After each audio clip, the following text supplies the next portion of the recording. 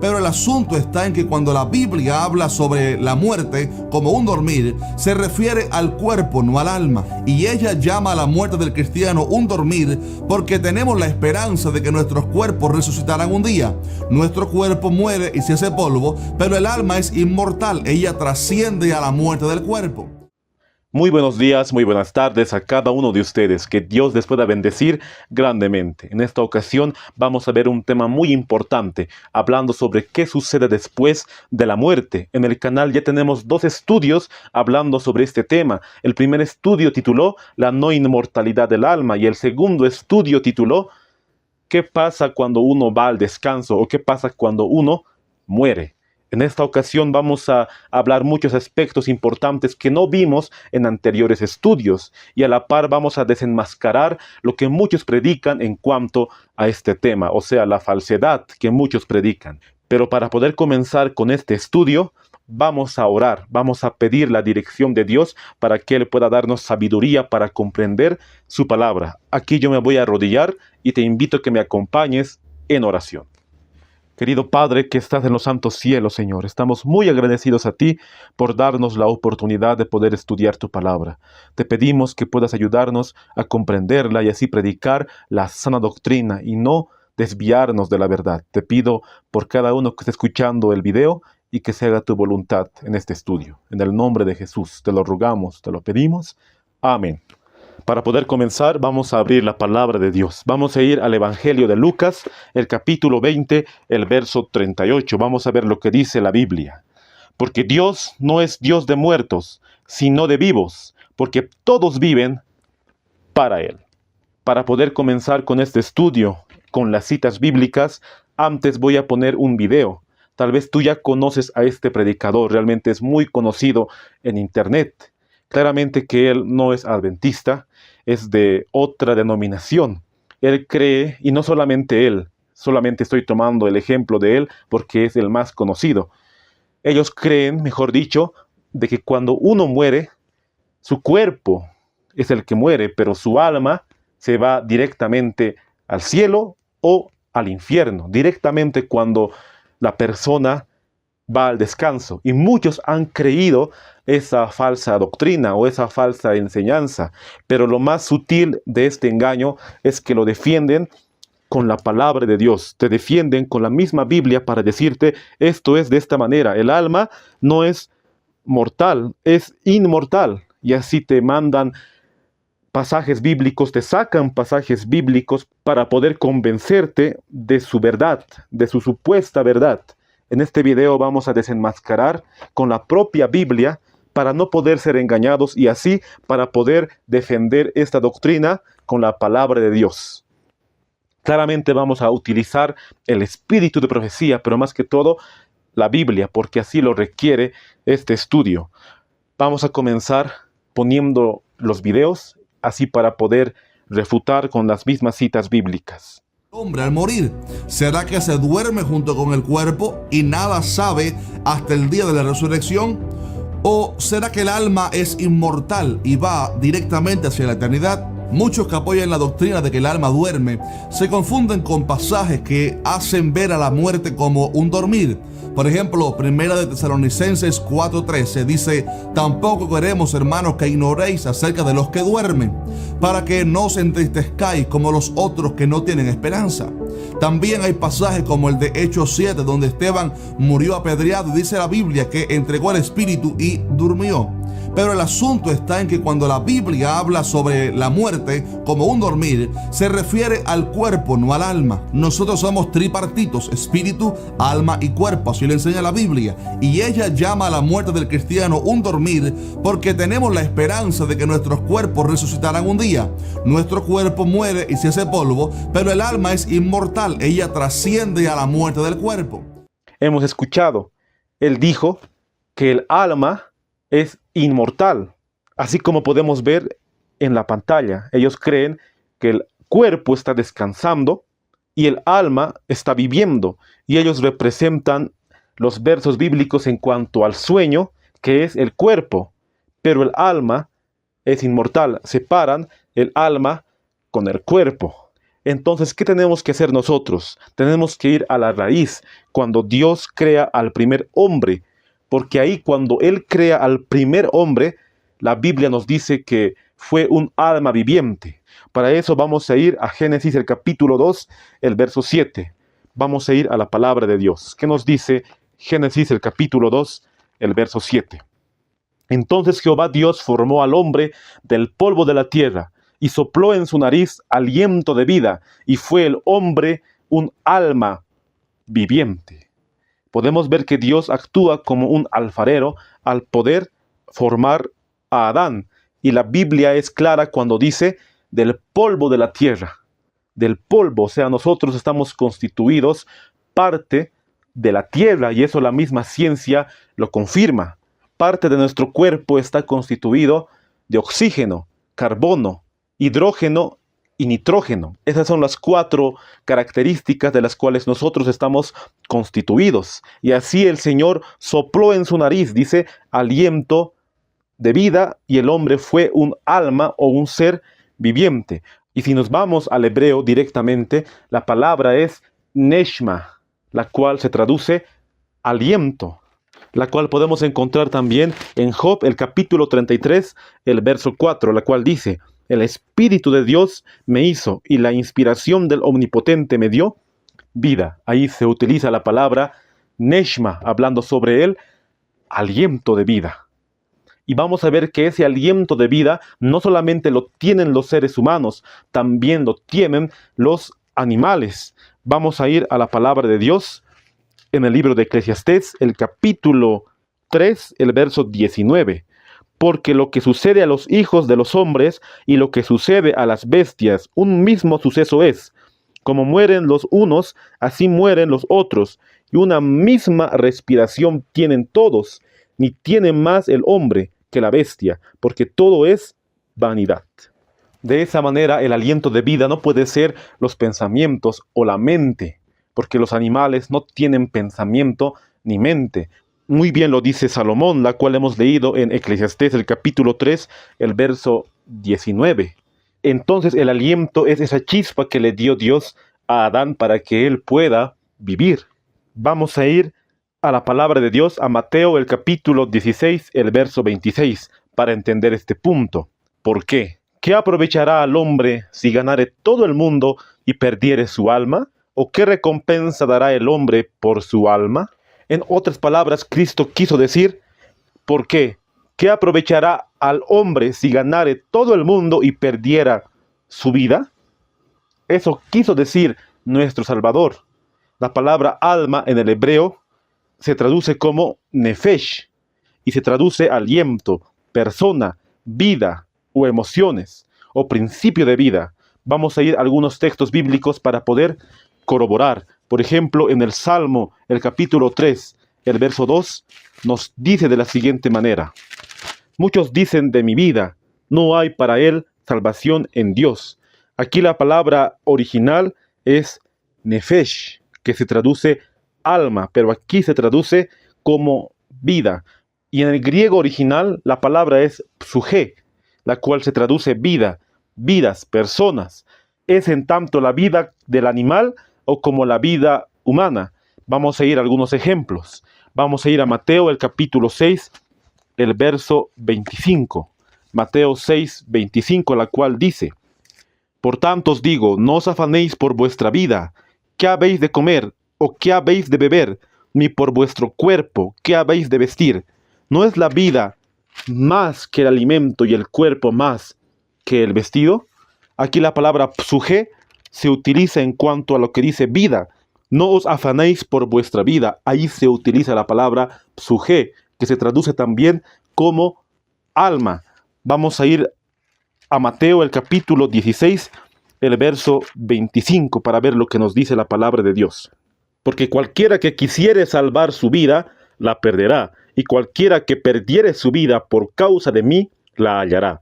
Aquí la palabra psuge se traduce como vida. Y así también en Lucas 12:22, en Hechos 2:41 y en Romanos 2:9. La palabra psuge se traduce como alma o como vida, así como de las personas o de los animales. Con todas estas evidencias, podemos ver que la traducción original del hebreo y la traducción original del griego nos quieren decir de que el alma no es un ente diferente del cuerpo, no es una entidad distinta a nuestro cuerpo. Eso es lo que nos quiere decir la palabra original en hebreo, nefesh, y así como psuché, y hemos leído algunas citas bíblicas como ejemplo. Hay muchas más, queridos hermanos, pero esas son las más contundentes que he recopilado en este estudio. De esa manera podemos entender cuando Dios creó a Adán y le hizo un alma viviente, un ser viviente, un ser vivo, una vida. Entonces cuando uno va al descanso, duerme. No es que su alma pueda ir al cielo, porque la palabra alma como tal nos dice la palabra de Dios que es vida. De esa manera vamos a continuar con los textos bíblicos. Vamos a leer Génesis el capítulo 2, el verso 16, continuando con el principio. Y mandó Jehová Dios al hombre, diciendo: de todo árbol del huerto podrás comer, mas del árbol de la ciencia del bien y del mal no comerás, porque el día que de él comiereis, ciertamente morirás. Podemos ver que en el Edén habían dos árboles, el árbol de la ciencia del bien y del mal y el árbol de la vida. Adán y Eva comían del árbol de la vida para poder ser inmortales, para no poder morir. Dios les prometió a Adán y Eva, bajo la obediencia, poder vivir eternamente. El plan de Dios nunca fue que el hombre pueda conocer la muerte. Dios le dijo a Adán: moriréis si comiereis del árbol de la ciencia del bien y del mal. Y sabemos que Adán y Eva desobedecieron a Dios. Primeramente, Satanás, disfrazado de una serpiente, tentó a Eva y le dijo: no moriréis, porque le tentó para que pudiera comer del árbol de la ciencia del bien y del mal. Y eso se encuentra en Génesis el capítulo 3, el verso 4. Entonces la serpiente dijo a la mujer: no moriréis, sino que sabe Dios que el día que comáis de él, serán abiertos vuestros ojos y seréis como Dios, sabiendo el bien y el mal. Esto era totalmente un engaño fatal, porque Dios le dijo: moriréis. Pero la serpiente astuta le dijo: no moriréis. Por eso Cristo representa al diablo como el padre de la mentira. Y después vino la sentencia divina: polvo eres, y al polvo volverás. Génesis el capítulo 3, el verso 19. Entraña la extinción completa de la vida. Y así podemos ver que el plan de Dios no era que el hombre pueda morir, sino que pueda vivir. Pero Él quería la obediencia a sus mandamientos. Y quería que los humanos le alaben de corazón. Y no quería una obediencia obligatoria. Y es de la misma forma como Dios quiere para nosotros esa obediencia, que lo amemos de corazón, totalmente. Y ese fue el plan de redención, cuando Cristo vino a morir en la cruz del Calvario por nuestros pecados, para darnos por medio del Evangelio la inmortalidad, lo que nos dice 2 Timoteo el capítulo 1, el verso 10. Y ahora ha sido manifestada por la aparición de nuestro Salvador, Cristo Jesús. Él anuló la muerte y sacó a la luz la vida y la inmortalidad por medio del Evangelio. Y nos dice Juan el capítulo 3, el verso 36. El que cree en el Hijo tiene vida eterna, pero el que desobedece al Hijo no verá la vida, sino que la ira de Dios permanece sobre él. Si realmente creemos en Cristo y lo obedecemos, podremos tener vida eterna, pero cuando Él regrese por segunda vez. Esa fue la promesa, la cual está para todos aquellos quienes quieren esperar a Cristo en gloria y majestad. Dice El conflicto de los siglos, la página 588, el párrafo 2. El único que prometió a Adán la vida en la desobediencia fue el gran seductor, y la declaración de la serpiente a Eva en Edén, de seguro que no moriréis, fue el primer sermón que haya sido jamás predicado sobre la inmortalidad del alma.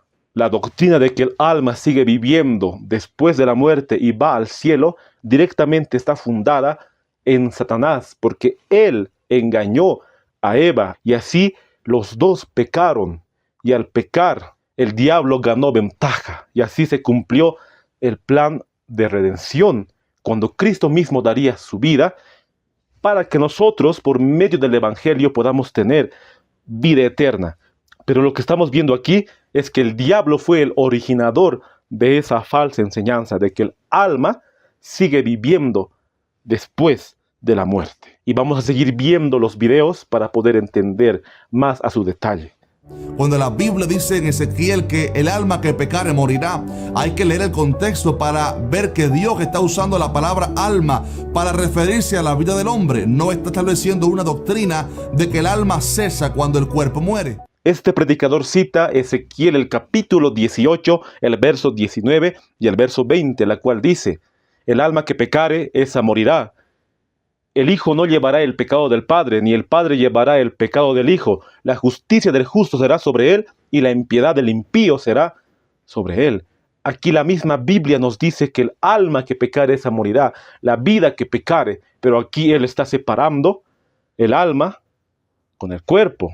Y está diciendo que este verso no se refiere que el alma muere con el cuerpo. Totalmente una distorsión de las Sagradas Escrituras. Y con esas citas tergiversadas engañan a la gente y están predicando la falsedad, la cual el diablo dijo a Adán y a Eva, directamente a Eva: no moriréis. Dice el conflicto, la página 588, el párrafo 2. Y sin embargo, esta misma declaración, fundada únicamente en la autoridad de Satanás, repercute desde los púlpitos de la cristiandad y es recibida por la mayoría de los hombres con tanta prontitud como lo fue por nuestros primeros padres. Así como ese predicador, hay muchos y miles quienes están predicando desde el púlpito de que el alma es inmortal, pero directamente esa doctrina se funda en la autoridad de Satanás. Vamos a seguir viendo los videos para poder ver con qué argumento ellos se basan para decir que el alma es inmortal. La historia del ladrón arrepentido en la cruz es otro de los muchos ejemplos que hay. Jesús le dijo: hoy estarás conmigo en el paraíso. Ese hoy de Cristo no fue una mentira ni una manera de decir 2000 años. Jesús le dijo claramente: hoy estarás conmigo en el paraíso. Ellos dicen que cuando Cristo le dijo al ladrón que se arrepintió: hoy estarás conmigo en el paraíso, ellos quieren referirse de que Cristo le dijo que hoy estaría en el cielo y que su alma directamente se iría al cielo. Eso es lo que ellos predican, así como lo hemos visto en el video. Pero vamos a ver lo que dice la palabra de Dios en cuanto al contexto, porque es muy importante poder leer el contexto y no sacar solamente una cita para un pretexto, sino tenemos que buscar entre toda la Biblia para poder sacar una doctrina. No podemos basarnos en un verso para poder sacar una doctrina. Lucas 23:43 dice: entonces Jesús le dijo: de cierto te digo que hoy estarás conmigo en el paraíso. Sabemos que el Nuevo Testamento se escribió en griego koiné, y el griego koiné original no llevaba puntos ni comas. Aquí tengo el comentario bíblico, el tomo 5. Obviamente no es de la hermana White, pero es de los comentarios más completos que hay en cuanto al adventismo como tal. Dice el comentario bíblico, el tomo 5, la página 855. Según el texto griego, Jesús literalmente dijo: Alitea, sasleo simera masi, mo ta eisteston paradeisu. De cierto te digo hoy, conmigo estarás en el paraíso. El texto griego se escribió según se acostumbraba entonces, sin signos de puntuación, y la conjunción que es una añadidura que se ha hecho en no pocas versiones, especialmente en castellano. Entonces podemos ver que en el original no lleva la palabra que ha hecho tanta confusión a lo largo de los años. Directamente Cristo le dijo: de cierto te digo, hoy estarás, en verbo futuro, conmigo en el paraíso. O sea, la palabra hoy se refería a Cristo a ese día, a ese viernes 14 de Nisan. No que ese mismo día estarían en el paraíso con Cristo. El verbo muy bien lo dice: estarás, verbo futuro. Y en el espíritu de profecía también lo redacta sin la palabra que. En el deseado de todas las gentes, la página 698, el párrafo 2. Prestamente llegó la respuesta. El tono era suave y melodioso, y las palabras llenas de amor, compasión y poder. De cierto te digo hoy, estarás conmigo en el paraíso. La mensajera del Señor utilizaba la Biblia King James, así como muchos de nuestros pioneros. En las versiones en español, en la Reina Valera 60 y en muchas Reinas Valeras se utiliza esa palabra que, la cual, como dijimos, ha causado mucha confusión al poder decir de que Cristo y el ladrón en la cruz ya estaban en el cielo ese mismo día, sus almas ya estaban, pero en el original la palabra que no existe como tal. Y otra pregunta es, ¿dónde queda el paraíso? Vamos a 2 Corintios, el capítulo 12, el verso 3, para poder ver dónde queda el paraíso. 2 Corintios 12, 3. Y conozco al tal hombre, si en el cuerpo o fuera del cuerpo, no lo sé, Dios lo sabe, que fue arrebatado al paraíso, donde oyó palabras inefables que no le es dado al hombre expresar. Cuando la Biblia se refiere al paraíso, se está refiriendo al tercer cielo, allá en la morada de Dios. Vamos a ir a otro texto bíblico, vamos a ir a Apocalipsis, el capítulo 2, el verso 7. El que tiene oído, oiga lo que el Espíritu dice a las iglesias. Al que venciere, le daré a comer del árbol de la vida, el cual está en medio del paraíso de Dios. Podemos ver que el Edén ha sido restaurado y allá en el cielo está el árbol de la vida. Y los santos, los justos, cuando resuciten, y aquellos quienes hayan quedado vivos, también comerán del árbol de la vida.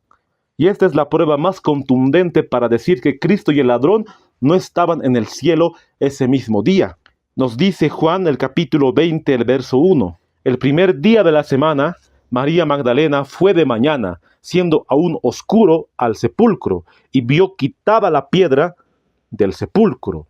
Y vamos a ir directamente al verso 17 del mismo capítulo.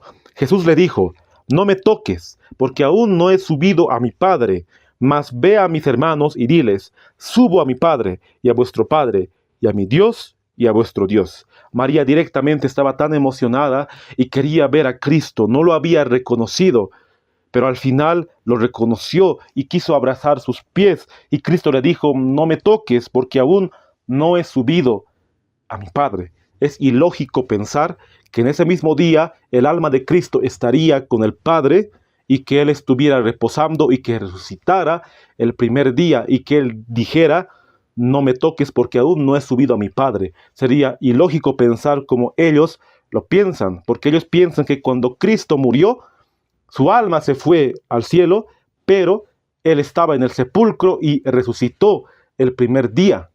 Si su alma ya estaba en el cielo, ¿por qué Cristo dijo, aún no he subido a mi Padre?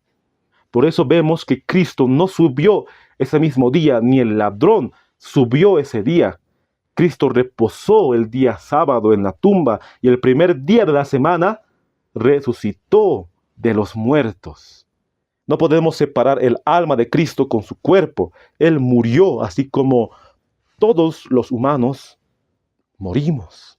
Él era humano y murió y resucitó, pero ya con un cuerpo glorificado. Y si fuera como ellos enseñan, estaría en contra de lo que dice la palabra de Dios. El mismo Cristo en Mateo el capítulo 16, el verso 27, habló de la recompensa que los justos tendrían cuando Cristo viniere, no cuando ellos irían al descanso ese momento. Dice Mateo 16, 27, porque el Hijo del Hombre vendrá en la gloria de su Padre con sus ángeles, y entonces pagará a cada uno conforme a sus obras. Y dice Apocalipsis 22, 12, he aquí, yo vengo pronto y mi galardón conmigo para recompensar a cada uno según sea su obra. La recompensa será cuando Cristo venga, no cuando uno directamente va al descanso. Cuando Él venga dará la recompensa a los justos y a los impíos dará la recompensa después de los 1000 años. Ellos resucitarán para condenación perpetua, los que hicieron lo malo, pero aquellos quienes murieron en Cristo Jesús directamente será cuando Cristo regrese, no cuando ellos mueran y ya estén en el cielo, no en ese momento. Vamos a leer el deseado de todas las gentes, la página 699, el párrafo 2. De cierto te digo hoy, estarás conmigo en el paraíso. Cristo no prometió que el ladrón estaría en el paraíso ese día. Él mismo no fue ese día al paraíso. Durmió en la tumba y en la mañana de la resurrección dijo, aún no he subido a mi Padre.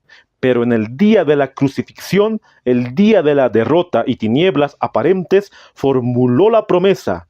Hoy, mientras moría en la cruz como malhechor, Cristo aseguró al pobre pecador, estarás conmigo en el paraíso. Ahí podemos ver la explicación que da la mensajera del Señor en cuanto al deseado de todas las gentes. Pero claramente los evangélicos o los que guardan el primer día de la semana no creen en Ellen White. Cuando tú le muestras el espíritu de profecía, directamente ellos tienen preconceptos, la cual no quieren aceptar lo que dijo Ellen G. de White. Pero podemos ver que podemos defender nosotros con la misma Biblia de que Cristo resucitó el primer día y que su alma no fue el día viernes, ese 14 de Nisan, al cielo. Con la misma Biblia, con Juan el capítulo 20, el verso 17. Así podemos ver lo que dice la Biblia en cuanto a Lucas 23, el verso 43, de que el ladrón en la cruz un día despertará para poder recibir esa promesa y estar con Cristo en el paraíso. Ahora vamos a entrar a esta parábola que muchos a lo largo de los años lo han tergiversado totalmente. La parábola del rico y Lázaro, que se encuentra en Lucas el capítulo 16 del verso 19 al verso 31. Vamos a ver el video para poder ver cómo lo han tergiversado. Jesús contó la historia o parábola del rico y Lázaro, demostrando que aunque el cuerpo duerme, el alma no muere, sino que pasa a la eternidad. Jesús dijo, aconteció que murió el mendigo y fue llevado por los ángeles al seno de Abraham. Y murió también el rico y fue sepultado. Y en el Hades alzó sus ojos, estando en tormentos, y vio de lejos a Abraham y a Lázaro en su seno. Algunos pudieran argumentar que el rico y Lázaro no fue una historia real, sino una parábola o ilustración de Jesús. Yo creo realmente que fue una historia, pero aunque hubiera sido una parábola, Jesús siempre usó ejemplos de las cosas reales y conocidas por la gente para dar sus enseñanzas. Sus parábolas siempre estaban basadas en ejemplos o ilustraciones de la vida real. Si Jesús usara como ilustración algo que la gente no conoce o que no es real, entonces ¿qué sentido tiene usar una parábola para dar una enseñanza?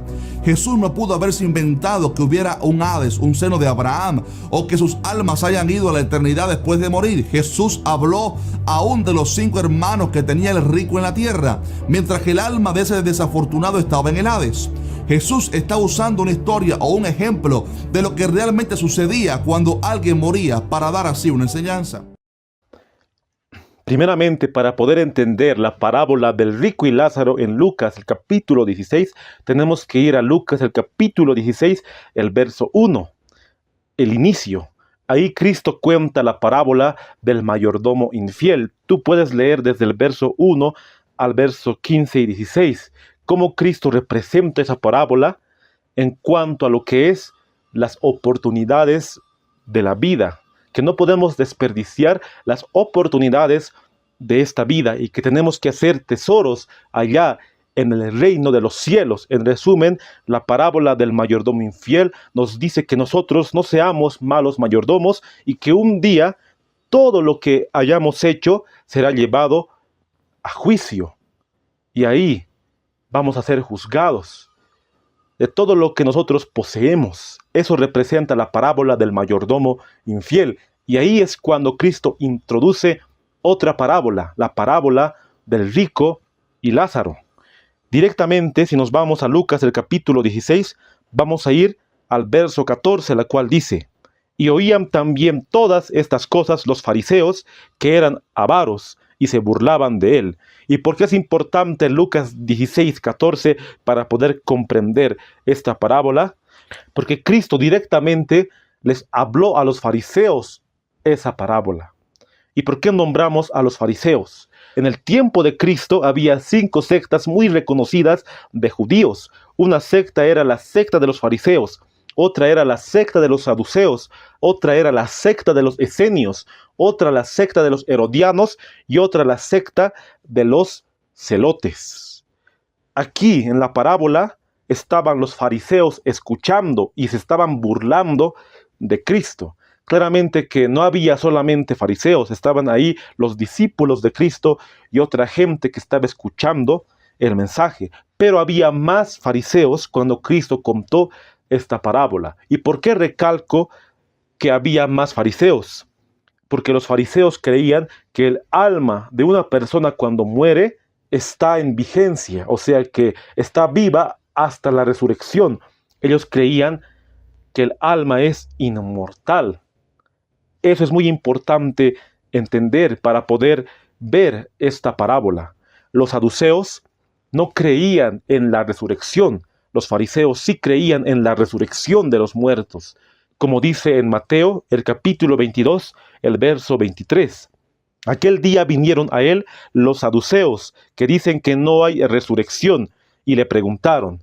La palabra de Dios nos dice que los saduceos le preguntaron a Cristo si una mujer se casara con un hombre y ese hombre moriría, y se casara con su hermano del que murió, y ese hombre moriría, y se casara con el hermano quien murió, y al final la mujer de quién será esposa si los demás murieron.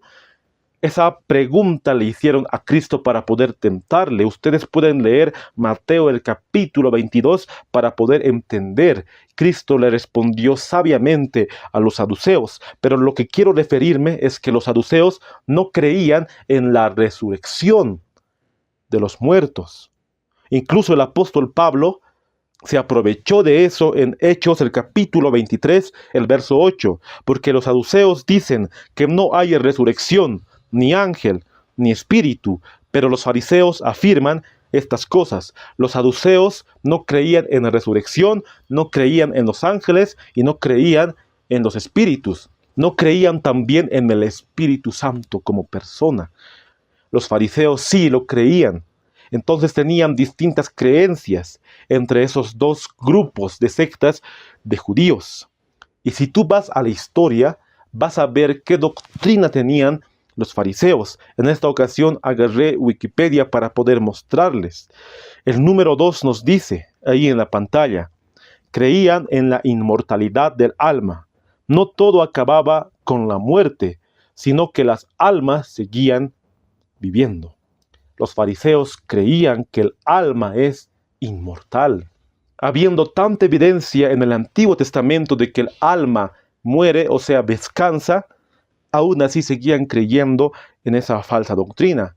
Y Cristo agarra ese ejemplo para poder ilustrar una parábola, para que ellos puedan identificarse como el rico y así puedan cambiar el curso de sus vidas. Porque Cristo quiso decirles a ellos de que cambien su curso de vida, de que solamente en esta vida van a poder tener la oportunidad de poder tener la vida eterna. No va a haber una segunda oportunidad después de la muerte. Cristo quiso referirse esas palabras con la parábola del rico y Lázaro.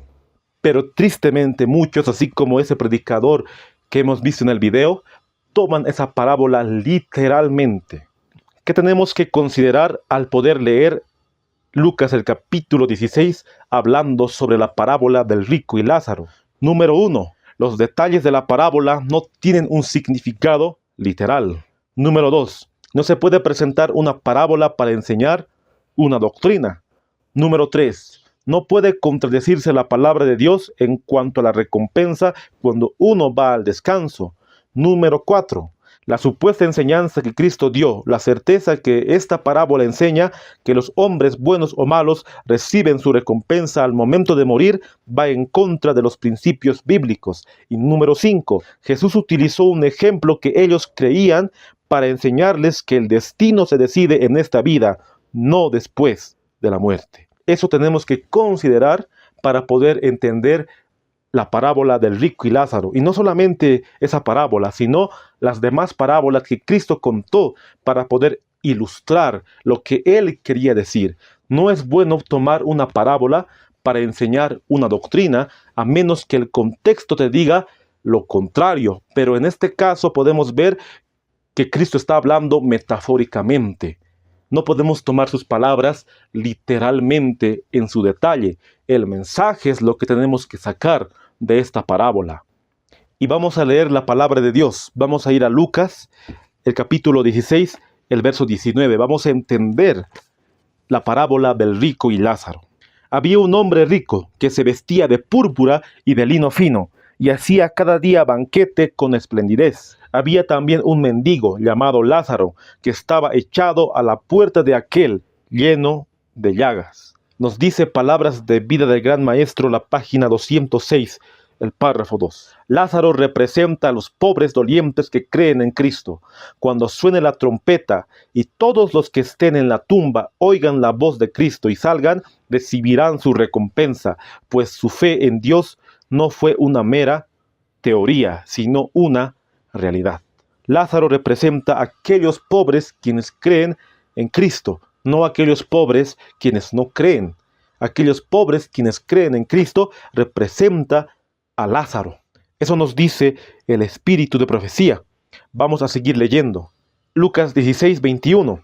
Y ansiaba saciarse de las migajas que caían de la mesa del rico, y aún los perros venían y le lamían las llagas. Aconteció que murió el mendigo, y fue llevado por los ángeles al seno de Abraham, y murió también el rico, y fue sepultado. Verso 23. Y en el Hades alzó sus ojos, estando en tormentos, y vio de lejos a Abraham y a Lázaro en su seno.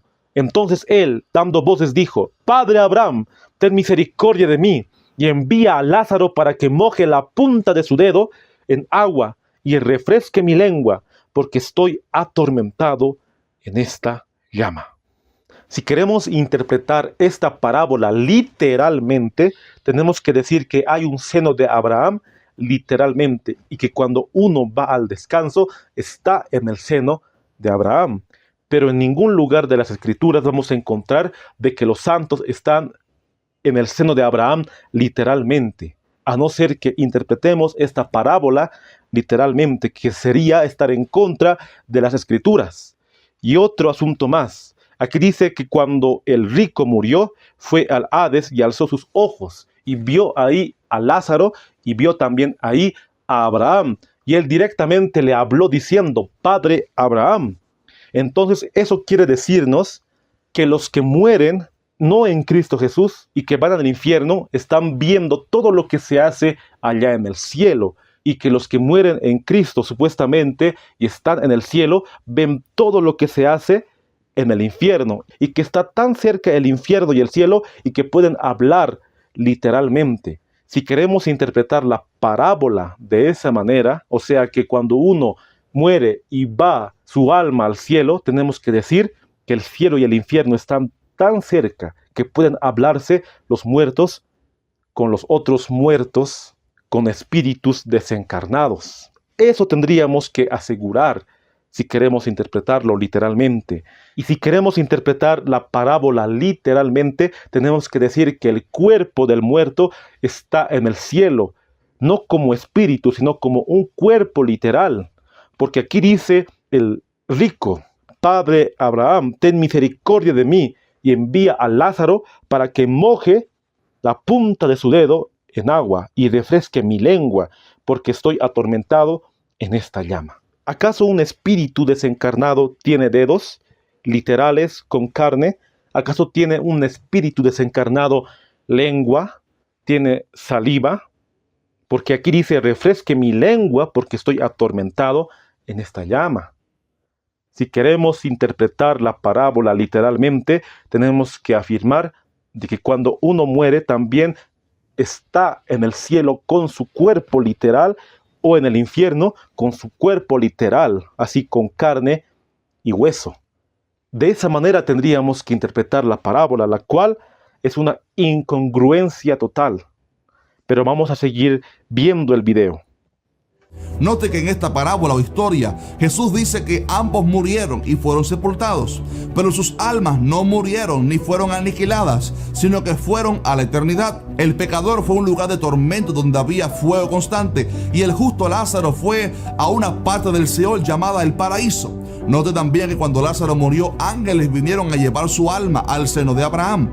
Estimado amigo, Jesús nos dio aquí una enseñanza sobre lo que realmente sucede en el mundo espiritual. Cuando una persona muere, su cuerpo va al polvo, claro, pero su alma va hacia uno de los dos destinos eternos. Ellos interpretan que el cuerpo va al polvo y el alma va al cielo o al infierno con la parábola del rico y Lázaro. Pero como hemos analizado, si queremos realmente interpretarlo literalmente que su alma va, tenemos que decir que los espíritus desencarnados tienen dedos y tienen lengua literal, y que con su cuerpo van al cielo literalmente, y el cielo y el infierno están tan cerca que los justos supuestamente están viendo cómo sufren los malvados. Pero la Biblia no habla de un infierno literal después de la muerte. Solamente tenemos que ir a la palabra de Dios, lo que Cristo enseñó en cuanto a este tema. Dice Mateo 5:22, mas yo os digo que cualquiera que sin razón se enojara contra su hermano estará en peligro del juicio. Y cualquiera que dijere a su hermano, raca, estará en peligro del concilio. Y cualquiera que le dijere fatuo, estará expuesto al infierno de fuego. Este infierno que habla la Biblia es después de los 1000 años, no cuando uno va al descanso, como tal, literalmente después. Pero vamos a seguir leyendo lo que dice la parábola del rico y Lázaro. Lucas 16:25. Pero Abraham le dijo, hijo, acuérdate que recibiste tus bienes en tu vida, y Lázaro también males, pero ahora éste es consolado aquí, y tú atormentado. Además de todo esto, una gran sima está puesta entre nosotros y vosotros, de manera que los que quisieren pasar de aquí a vosotros no pueden, ni de allá pasar acá. Entonces le dijo, te ruego pues, padre, que le envíes a la casa de mi padre, porque tengo 5 hermanos para que les testifique, a fin de que no vengan ellos también a este lugar de tormento. Y Abraham le dijo, a Moisés y a los profetas tienen, óiganlos. Él entonces dijo, no, padre Abraham, pero si alguno fuere a ellos de entre los muertos, se arrepentirán. Mas Abraham le dijo, si no oyen a Moisés y a los profetas, tampoco se persuadirán, aunque alguno se levantare de los muertos. Y ahí termina la parábola del rico y Lázaro. ¿Y qué más quiere representar esta parábola? Te invito a leer Palabras de Vida del Gran Maestro, el capítulo 21. Ahí la mensajera del Señor explica a su detalle esta parábola, o qué representa, mejor dicho. Como mencioné al principio, esta parábola nos dice que uno decide su destino eterno aquí en la tierra. Cuando pase la muerte, ya no habrá más oportunidad. El rico representa a aquellas personas que no ven su estado físico espiritual y no ayudan a su prójimo. O sea, se complacen ellos mismos y al final van a perder su vida eterna. Eso representa en forma espiritual la parábola del rico y Lázaro. Entonces Cristo quiso que las personas que estaban ahí, los fariseos especialmente, que se identificaran con el rico y que ellos dijeran, a mí me representa esa parábola, tengo que hacer un cambio en mi vida, tengo que aceptar a Cristo en mi vida para poder un día estar en el reino de los cielos. Cristo quiso que los fariseos puedan identificarse con el rico, porque ellos estaban actuando diciendo, somos hijos de Abraham. Solamente les interesaba ese puesto, pero no hacían lo que hizo Abraham, no tenían la fe de Abraham. Y estos últimos versos, la cual Abraham le dijo a Lázaro, obviamente alegóricamente, figurativamente, tienen a Moisés y los profetas, óiganlos. Eso representa de que el pueblo de Israel tenía la Biblia como tal. Obviamente en el Antiguo Testamento tenían la ley para poder ver a Cristo Jesús, que se estaba cumpliendo la profecía en él. Tenían la verdad, pero lo rechazaron. Y después pasó un tiempo y Cristo resucitó a Lázaro. Entonces, aún así que uno se levantó de los muertos, literalmente hablando, no creyeron en Cristo. El mayor milagro de todos era la resurrección de Lázaro. Y aún así no creyeron en Cristo Jesús. Nos dice Palabras de Vida de Gran Maestro, la página 208, el párrafo 3. El último y culminante milagro de Cristo fue la resurrección de Lázaro de Betania. Después que había estado muerto durante 4 días, se les concedió a los judíos esta maravillosa evidencia de la divinidad del Salvador, pero la rechazaron. Lázaro se levantó de los muertos y presentó ante ellos su testimonio, pero endurecieron su corazón contra toda la evidencia y hasta trataron de quitarle la vida. Aún así, alguien se levantó de los muertos.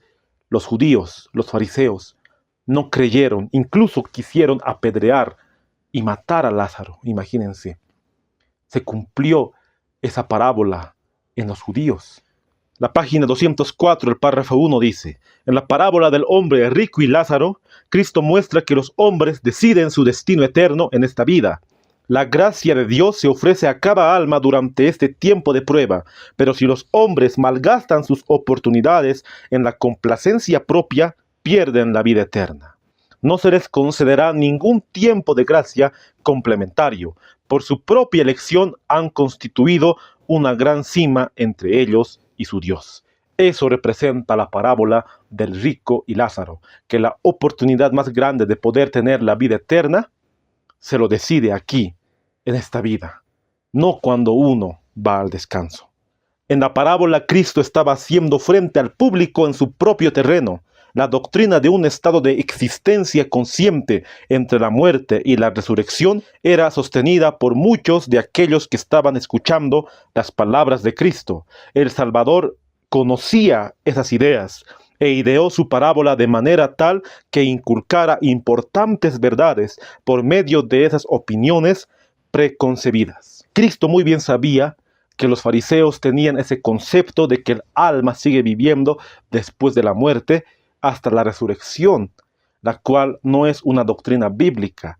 Entonces Cristo agarró ese ejemplo para que ellos pudieran comprender la parábola. Empleó la opinión prevaleciente para presentar la idea que deseaba, es a saber, que ningún hombre es estimado por sus posesiones, pues todo lo que tiene le pertenece en calidad de un préstamo que el Señor le ha hecho, y un uso incorrecto de estos dones lo colocará por debajo del hombre más pobre y más afligido que ama a Dios y confía en Él. Quizá nosotros podamos ser representados como el rico.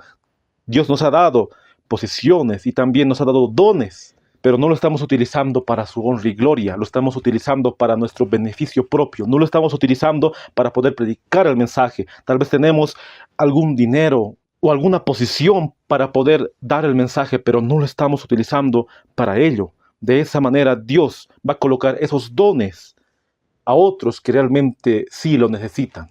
De esa manera también la hermana White hace representar la parábola del rico y Lázaro. Pero muy bien, Cristo representó la muerte como un sueño. Vamos a ir a Juan, el capítulo 11, el verso 11, la resurrección de Lázaro. Dicho esto, les dijo después: nuestro amigo Lázaro duerme, mas voy para despertarle. Dijeron entonces sus discípulos: Señor, si duerme sanará. Pero Jesús decía esto de la muerte de Lázaro, y ellos pensaron que hablaba del reposar del sueño. Si queremos representar la parábola del rico y Lázaro literalmente, de que cuando uno muere va directamente su alma al cielo, entonces Cristo se contradijo. Pero Cristo jamás se contradijo con sus enseñanzas. La Biblia no se contradice. La muerte se representa como un sueño. Y en la resurrección, cuando Cristo venga, ahí se le dará la recompensa al justo. Mateo 16:27, porque el Hijo del Hombre vendrá en la gloria de su Padre con sus ángeles, y entonces pagará a cada uno conforme a sus obras. Muy bien nos dice la Biblia que hay una resurrección. Hechos 24:15, teniendo esperanza en Dios, la cual ellos también abrigan de que ha de haber resurrección de los muertos, así de justos como de injustos. También nos dice Juan el capítulo 5, el verso 28. No os maravilléis de esto, porque vendrá hora cuando todos los que están en los sepulcros oirán su voz, y los que hicieron lo bueno saldrán a resurrección de vida, mas los que hicieron lo malo a resurrección de condenación. Aquí podemos ver que se le da la recompensa a los justos cuando Cristo regresa y no antes. Cuando la palabra de Dios dice, mas los que hicieron lo malo a resurrección de condenación, se refiere directamente a Apocalipsis, el capítulo 21, el verso 8. Pero los cobardes e incrédulos, los abominables y homicidas, los fornicarios y hechiceros, los idólatras y todos los mentirosos tendrán su parte en el lago que arde con fuego y azufre, que es la muerte segunda. Ahí es cuando se le dará esa recompensa a los que hicieron lo malo en su resurrección, cuando Cristo venga por tercera vez, no cuando uno va al descanso. Así como dice Mateo 10:28, y no temáis a los que matan el cuerpo, mas el alma no pueden matar, temed más bien a aquel que puede destruir el alma y el cuerpo en el infierno. Está hablando de la tercera venida de Cristo, la cual también hemos leído en Apocalipsis 21:8. Ahí se destruirá su alma y su cuerpo. Pero ellos, los evangélicos, el protestantismo apóstata, predican de que el alma está sufriendo ahora de los malos y también sufrirá después de los 1000 años. Algo ilógico e incongruente e inaceptable. Pero vamos a seguir viendo los videos y así para responder las últimas preguntas, las cuales son como 5 o 6, algo así.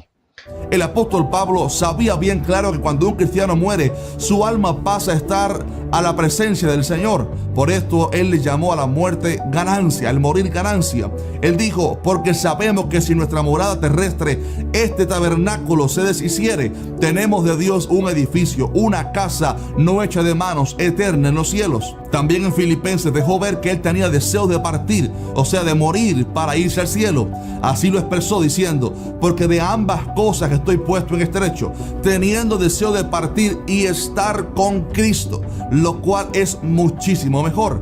Y también dijo, quisiéramos estar ausentes del cuerpo y presentes en el Señor. Bueno, aquí tenemos un gran problema si no examinamos bien lo que dice la palabra de Dios. En ningún momento el apóstol Pablo quiso referirse que cuando él muera, su alma directamente se iría al cielo y su cuerpo estaría aquí en la tierra.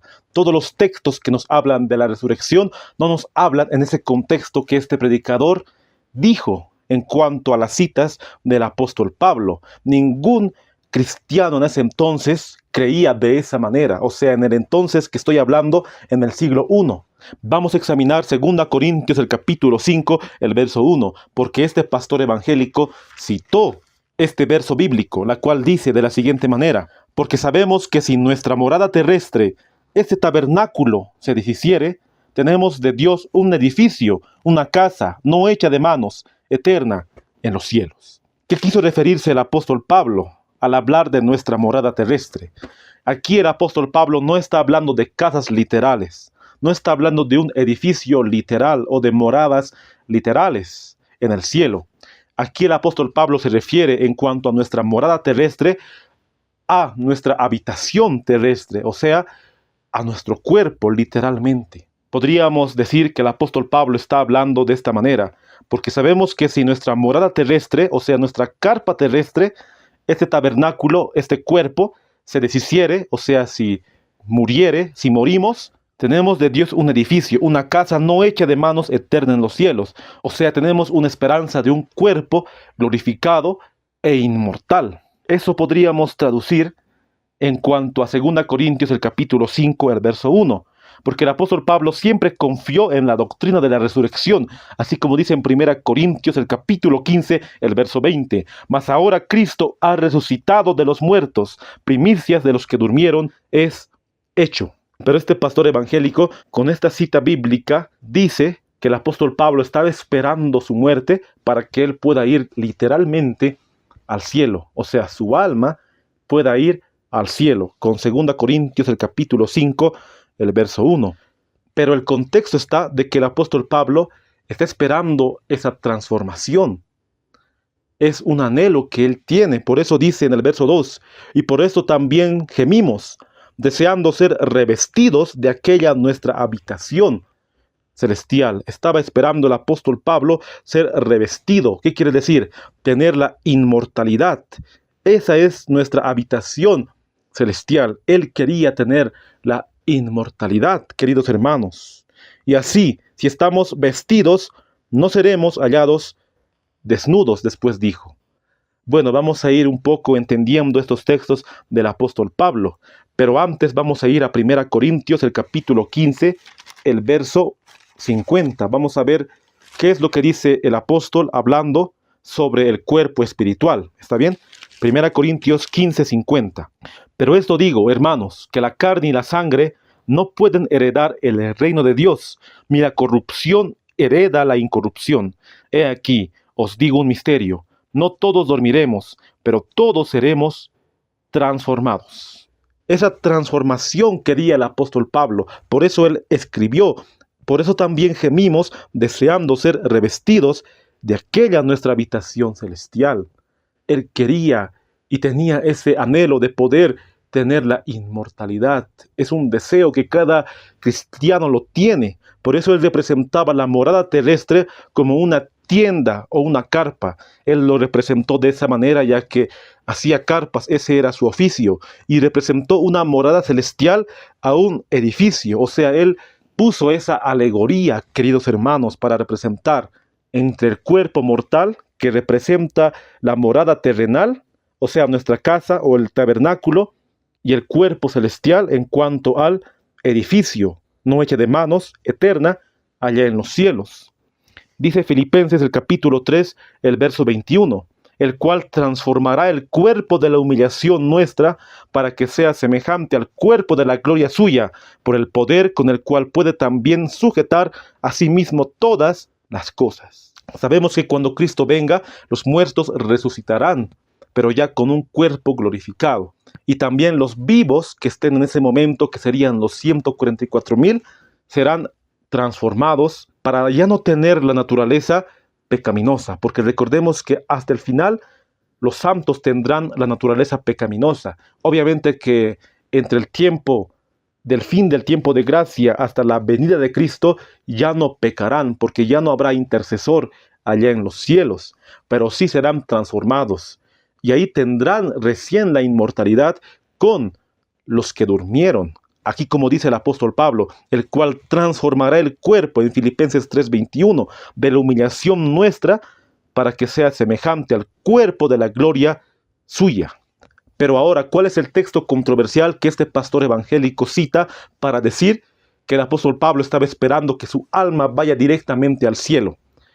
2 Corintios, el capítulo 5, el verso 8. Pero confiamos y más quisiéramos estar ausentes del cuerpo y presentes al Señor. Este pastor evangélico hace decir al apóstol Pablo lo que él nunca dijo. Él dice que el apóstol Pablo estaba esperando el momento de su muerte para que su alma se vaya directamente con Cristo, estar ausentes del cuerpo y presentes en el Señor. De esa manera el apóstol Pablo esperaba su muerte. Así lo representa, queridos hermanos. Pero esta interpretación es una tergiversación de las Escrituras. No podemos decir que la palabra estar ausente del cuerpo representa que el alma sale del cuerpo y se va directamente cuando uno va al descanso. Para poder entender esta cita bíblica y no poder sacar ideas humanas, vamos a ir a textos anteriores, a 2 Corintios, el capítulo 5, el verso 3 y el verso 4. Aquí vamos a entender más a su detalle qué representa estar ausentes del cuerpo. 2 Corintios 5:3. Pues así seremos hallados vestidos y no desnudos, porque asimismo los que estamos en este tabernáculo gemimos con angustia, porque no quisiéramos ser desnudados, sino revestidos, para que lo mortal sea absorbido por la vida. No podemos interpretar este texto literalmente, porque el apóstol Pablo dice, y no desnudos. Eso no quiere decir literalmente desnudos, sin ropa. El apóstol Pablo quería la inmortalidad y no quería hallarse en el poder de la muerte. En otras palabras, podemos decir que el apóstol Pablo quería ser trasladado vivo al cielo. Ese era su anhelo, así como Enoc y Elías en el Antiguo Testamento no vieron la muerte, así el apóstol Pablo no quería ver la muerte. Por eso él dice, asimismo los que estamos en ese tabernáculo, o sea, en este cuerpo, gemimos con angustia, porque no quisiéramos ser desnudados, no quisiéramos entrar en el dominio de la muerte. sino revestidos. ¿Qué quiere decir? Tener inmortalidad, para que lo mortal sea absorbido por la vida. No podemos sacar fuera de contexto las palabras del apóstol Pablo. Es verdad que él quería tener la inmortalidad, pero con estos textos él no se refiere a que su alma dejaría su cuerpo. En ningún lugar de 2 Corintios, el capítulo 5, el verso 3 y el verso 4. Entonces, ¿qué quiere decir estar ausentes del cuerpo? Vamos a leer otra vez 2 Corintios 5:8. Pero confiamos y más quisiéramos estar ausentes del cuerpo y presentes al Señor. El apóstol Pablo quiso decir: quisiéramos estar ausentes del cuerpo. En otras palabras, ya no vivir más en esta morada terrestre, ya no vivir más con este cuerpo, sino estar presentes al Señor. O sea, ser trasladados vivos al cielo. Eso representa las palabras del apóstol Pablo. Pero este pastor evangélico hace decir que el apóstol Pablo quería que su alma se salga de su cuerpo. Pero el apóstol Pablo representó las palabras estar ausentes del cuerpo a ya no vivir en esta tierra, ya no tener morada en esta tierra, sino estar presentes en el Señor, porque él quería ir al cielo sin conocer la muerte. Vemos que podemos explicar, leyendo el contexto de las citas bíblicas, porque tristemente hay muchas personas que han creído a ese predicador y a muchos más que han tergiversado las escrituras y han hecho decir lo que el apóstol Pablo nunca quiso decir. Vamos a ir a 1 Corintios, el capítulo 15, el verso 52. Ahí muy bien el apóstol Pablo habla de que cuando los muertos resuciten, ahí tendrán la inmortalidad, o sea, los muertos justos, no antes. Dice 1 Corintios 15, 52. En un momento, en un abrir y cerrar de ojos, y a la final trompeta, porque se tocará la trompeta, y los muertos serán resucitados incorruptibles, y nosotros seremos transformados. Verso 53. Porque es necesario que esto corruptible se vista de incorrupción, y esto mortal se vista de inmortalidad. Cuando Cristo venga, los muertos serán resucitados. Ahí tendrán la inmortalidad. Esta cita derriba totalmente esa idea de que el alma está en el cielo. Aquí vemos que los muertos, los que durmieron, en ese momento cuando Cristo venga recién, tendrán la inmortalidad. O sea, sus almas tendrán inmortalidad, la cual hemos visto. La palabra en hebreo es nefesh y en el griego es psuje, la cual nunca se traduce en el sentido de que el alma es distinta al cuerpo y que puede estar inmortalizada, sea en el cielo o en el infierno. Las palabras griegas mismas nos dicen que se refiere a la vida misma del ser humano. Y esa es la cita más contundente. 1 Corintios 15, 54. Y cuando esto corruptible se haya vestido de incorrupción y esto mortal se haya vestido de inmortalidad, entonces se cumplirá la palabra que está escrita: sorbida es la muerte en victoria. El apóstol Pablo sabía que cuando Cristo vendría, ahí recién se le daría la inmortalidad a su alma. Él estaba totalmente consciente de esta doctrina y no predicaba la inmortalidad del alma. Incluso él, al terminar su carrera, dijo: he peleado la buena batalla, he acabado la carrera, he guardado la fe. Por lo demás, me está guardada la corona de justicia, la cual me dará el Señor juez justo en aquel día, y no solo a mí, sino también a todos los que aman su venida. 2 Timoteo 4, 7 y 8. Totalmente el apóstol Pablo estaba convencido de que cuando Cristo venga, ahí le daría su recompensa. Por eso él dijo en Filipenses 1:23, porque de ambas cosas estoy puesto en estrecho, teniendo deseo de partir y estar con Cristo, la cual es muchísimo mejor. Esta cita bíblica también lo ha malinterpretado ese predicador evangélico, así como muchos lo han malinterpretado. Pero muy bien, el apóstol Pablo representaba así como Cristo la muerte como un sueño. 1 Corintios 15, 51. He aquí os digo un misterio. No todos dormiremos, pero todos seremos transformados. 1 Tesalonicenses 4:13. Tampoco queremos, hermanos, que ignoréis acerca de los que duermen, para que no os entristezcáis como los otros que no tienen esperanza. Como ya hemos mencionado, los evangélicos representan que la muerte es un sueño, pero solamente el cuerpo, pero el alma es inmortal. Pero en ningún momento hemos visto esa explicación en las citas que hemos leído del apóstol Pablo. En ningún momento, queridos hermanos. Pero vamos a seguir viendo el video, o sea, los videos de este predicador en cuanto a lo que dice del alma inmortal. Estimado hermano, Pablo estaba convencido de que si él moría, al instante su alma pasaría a estar en el paraíso celestial con Cristo. Pero no solo Pablo sabía esta verdad absoluta, sino que también Pedro, en su segunda carta, dejó ver que Dios le había revelado que iba a morir pronto y que iba a abandonar el cuerpo para estar en su presencia. Leamos el pasaje.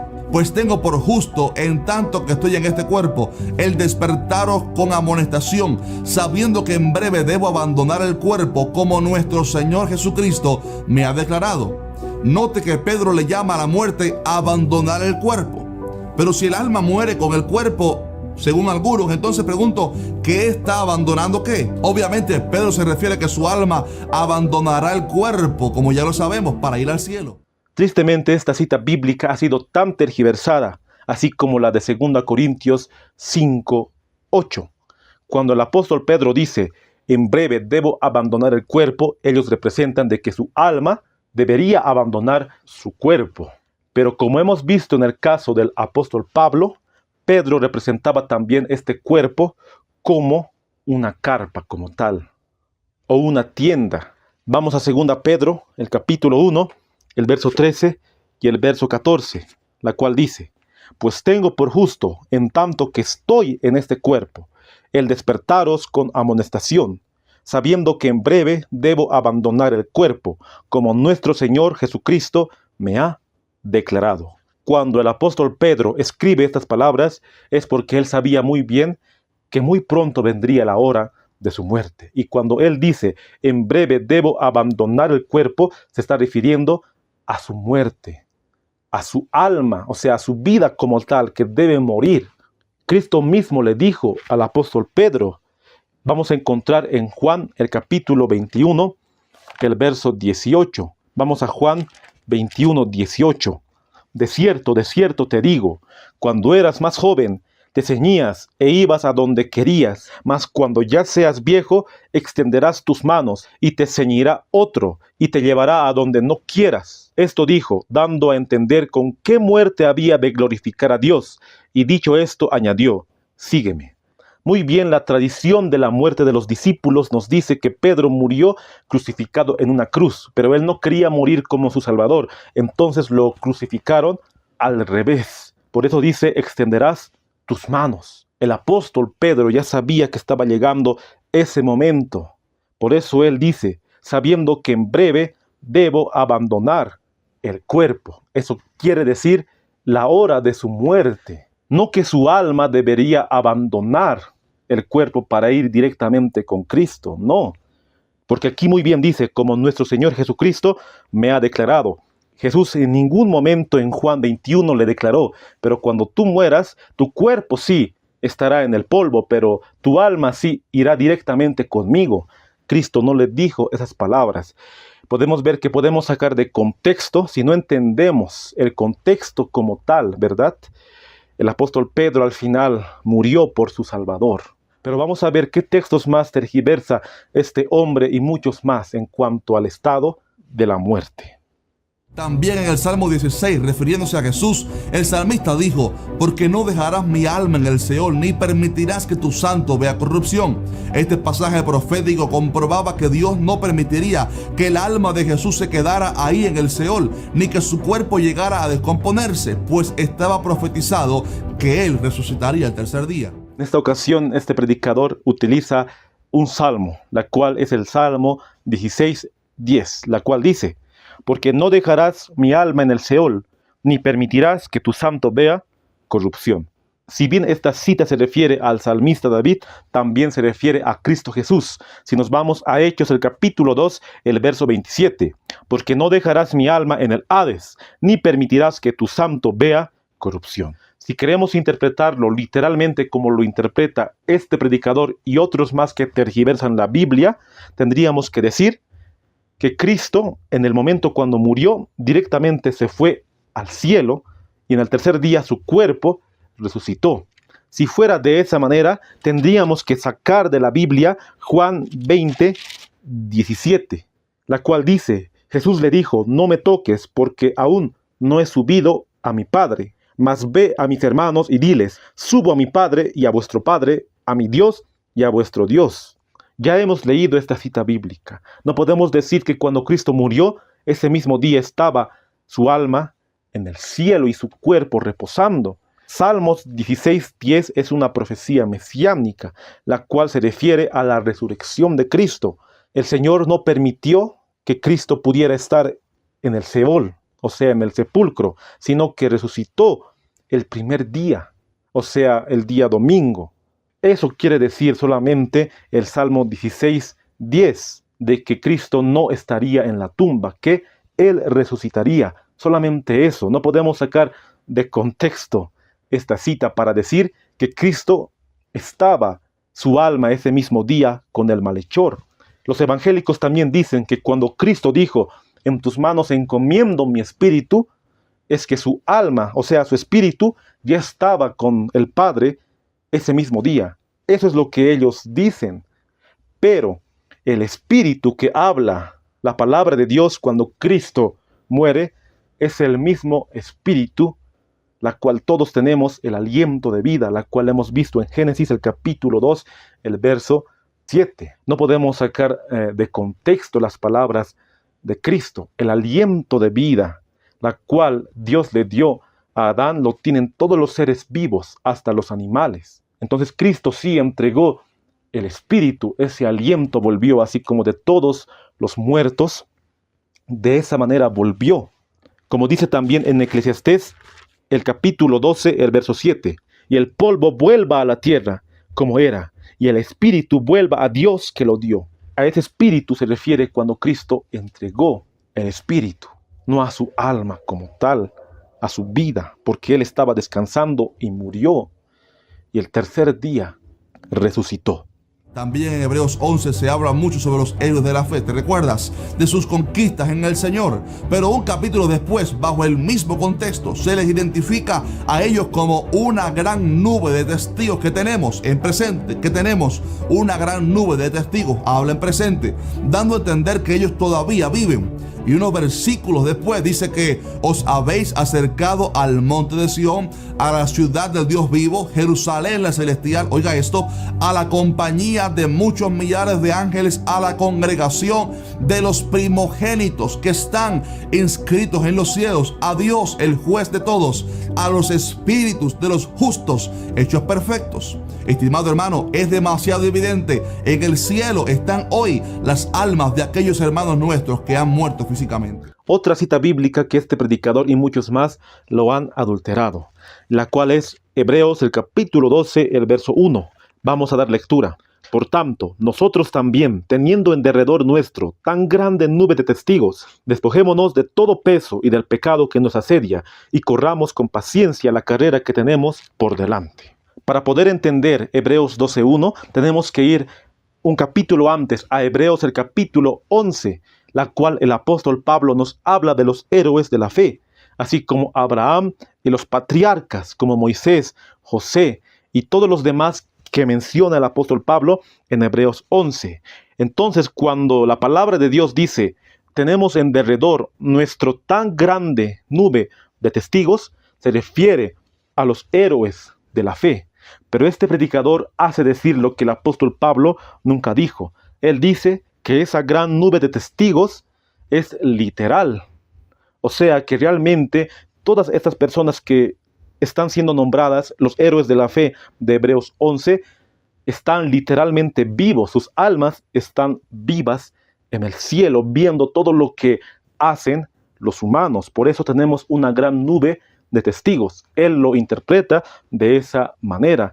Pero podemos ver que Hebreos 12:1, el apóstol Pablo habla alegóricamente, o sea, habla en un sentido figurado, haciendo ver que está corriendo la carrera del cristiano. Literalmente no está corriendo en un maratón literal, pero sí hace referirse a que esta vida es como una carrera y que hay una gran nube de testigos. Él quiere referirse a esa gran nube de testigos, a los patriarcas y a los héroes de la fe, pero no como si ellos estuvieran literalmente vivas sus almas, sino como un ejemplo, queridos hermanos.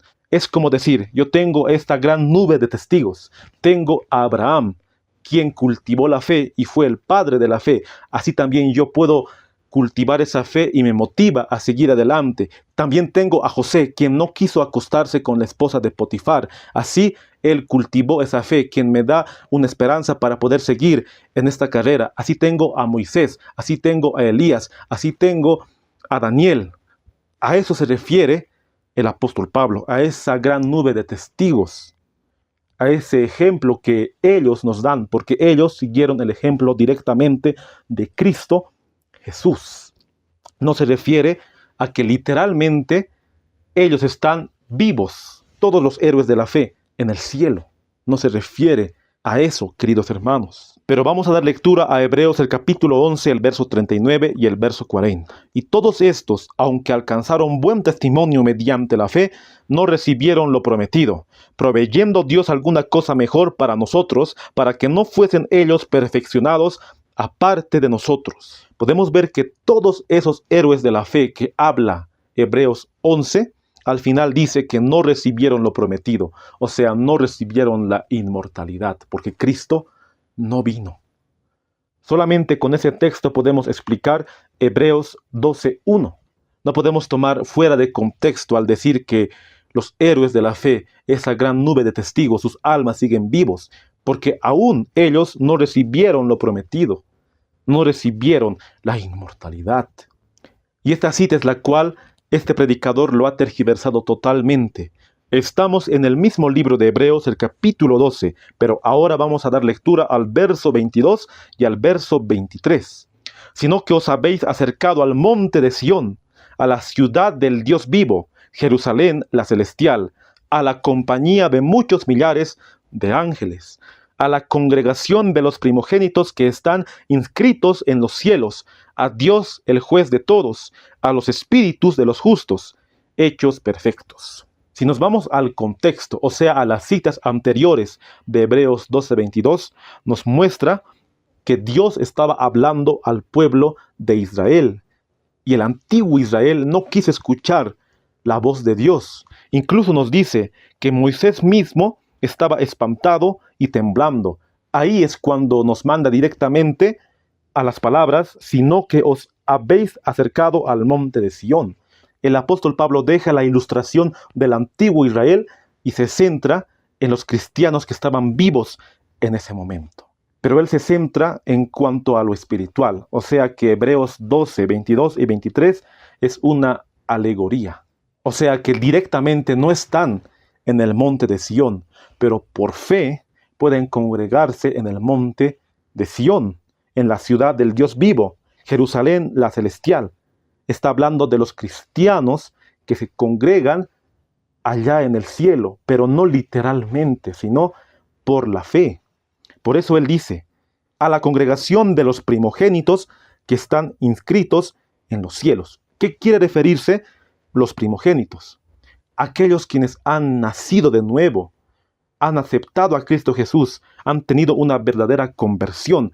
Ellos están inscritos en el libro de la vida. Eso quiere decir el apóstol Pablo. A Dios el juez de todos, a los espíritus de los justos, hechos perfectos. Y aquí está la controversia. Este predicador evangélico dice que estos espíritus de los justos son aquellos quienes murieron en el Señor. O sea, esos espíritus son las almas que están congregándose en la Jerusalén. Pero eso no nos quiere decir el contexto.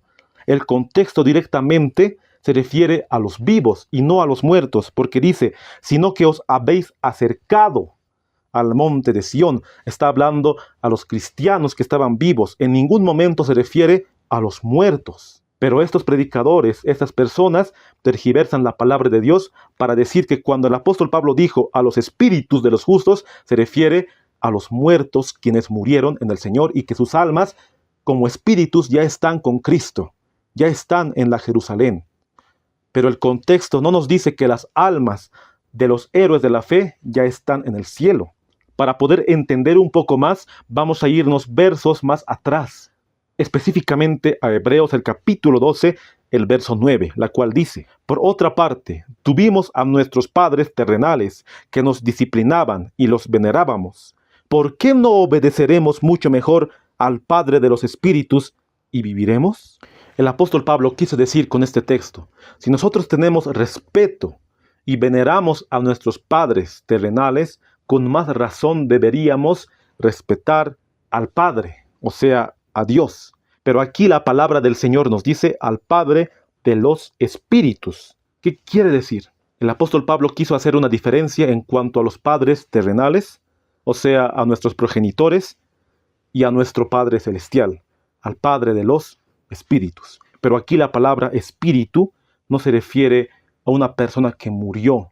En el griego, en el Nuevo Testamento, la palabra espíritu se traduce como pneuma, pero en el griego se traduce como ruach, y en ningún momento se entiende que la palabra pneuma es una entidad que sale del cuerpo. Y también la palabra ruach no se entiende que es una entidad que sale del cuerpo después de la muerte. Entonces, ¿a qué quiere referirse al Padre de los Espíritus? Como les mencioné, el apóstol Pablo quería hacer una diferenciación entre los padres terrenales y entre el Padre Celestial, o sea, Dios.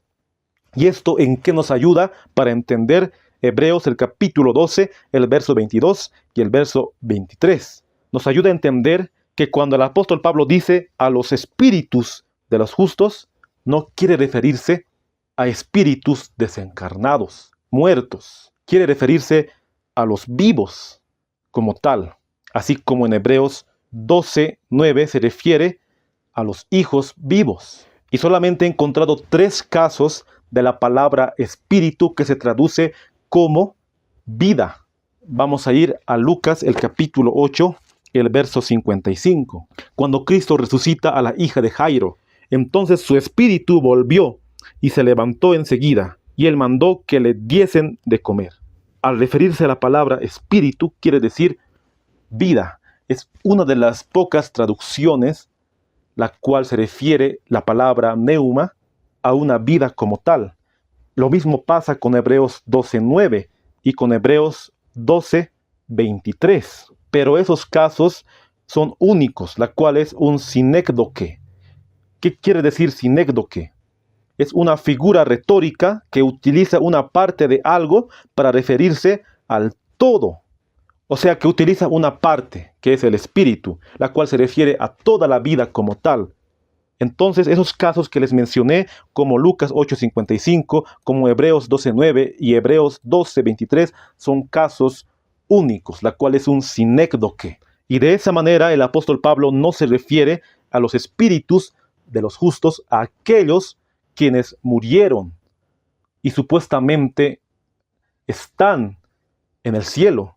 Se refiere a los vivos como tal, a los espíritus de los justos, a los vivos, hechos perfectos. Él mismo en Hebreos el capítulo 4, el verso 16 dijo: acerquémonos confiadamente al trono de la gracia para recibir misericordia y hallar gracia en el oportuno socorro. Él invitó para acercarnos al trono de la gracia. Así podemos ver que Hebreos 12, 22 y 23 se refiere alegóricamente. No literalmente vamos a estar en el cielo, en el trono, sino por la fe en esta tierra podemos congregarnos en el santuario. Así también yo lo entiendo a los espíritus de los justos, que se refiere a las almas vivas como tal. Entonces, los únicos casos que se utiliza la palabra espíritu para referirse a todo el cuerpo se encuentran en Lucas 8:55, en Hebreos 12:9 y también en Hebreos 12:23. Pero este caso ya es muy especial porque el verso 22 y el verso 23, el apóstol Pablo está hablando en una forma alegórica. Para concluir, el apóstol Pablo no se refiere a aquellos que murieron, sino se refiere a los justos que están viviendo y que tienen que ser transformados sus caracteres y asemejarse al carácter de Cristo. Ya terminando, vamos a ver cómo lo malinterpreta este predicador, 1 Tesalonicenses 4:13. Por último, quiero responder a una de las mayores dudas que algunos tienen sobre todo este tema. Ellos dicen, si habrá resurrección de muertos, entonces, ¿cómo pueden estar en el cielo sus almas si es que van a resucitar? O están en el cielo o están enterrados en la tierra, dicen ellos. La respuesta a esta pregunta o duda está en el mismo pasaje de Tesalonicenses que habla de la resurrección de los muertos. En el versículo 13 y 14 dice, tampoco queremos, hermanos, que ignoréis acerca de los que duermen, para que no os entristezcáis como los otros que no tienen esperanza. Porque si creemos que Jesús murió y resucitó, preste atención acá, así también traerá Dios con Jesús a los que durmieron en él. Aquí está hablando el apóstol del evento maravilloso cuando Cristo vendrá en las nubes y los muertos resucitarán. Pero Pablo especifica que cuando esto suceda y Cristo venga en las nubes, también traerá con él a los muertos cristianos. ¿Cómo se explica esto? Este pasaje solo derriba por completo la doctrina del sueño del alma o de que el alma se aniquila. Aquí se nos enseña que Jesús vendrá con las almas de los que murieron cristianos del cielo a las nubes, y estas almas vendrán y tomarán sus cuerpos y serán resucitados incorruptibles. Lo espiritual se hundirá con lo físico para ahora recibir un cuerpo glorificado. Algunos también pudieran decir, ¿para qué hace falta la resurrección si sus almas están en el cielo? La respuesta es que Dios dio promesa de redención, no solo para nuestra alma, sino también para nuestro cuerpo. Por esto Cristo resucitó, para que nuestros cuerpos sean también un día revestidos de gloria. Poder decir que cuando Cristo venga, las almas vendrán con Él y así retomarán sus cuerpos es totalmente sacado fuera de contexto la cita de 1 Tesalonicenses 4:14. Vamos a ver realmente lo que dice la Biblia, porque no lo dice de esa manera. Vamos a 1 Tesalonicenses 4, verso 13 y verso 14. Tampoco queremos, hermanos, que ignoréis acerca de los que duermen, para que no os entristezcáis con los otros que no tienen esperanza. Porque si creemos que Jesús murió y resucitó, así también traerá Dios con Jesús a los que durmieron en él. Ellos dicen, Dios traerá con Jesús a los que durmieron en él, o sea, las almas vendrán con Jesús. Poder tomar esa posición es totalmente ir en contra del principio bíblico, la cual es interpretar la Biblia en todo su contexto. Es ilógico pensar que el apóstol Pablo creería de esa manera, porque él estaba dando una esperanza a sus hermanos tesalonicenses, porque había muertes en ese entonces.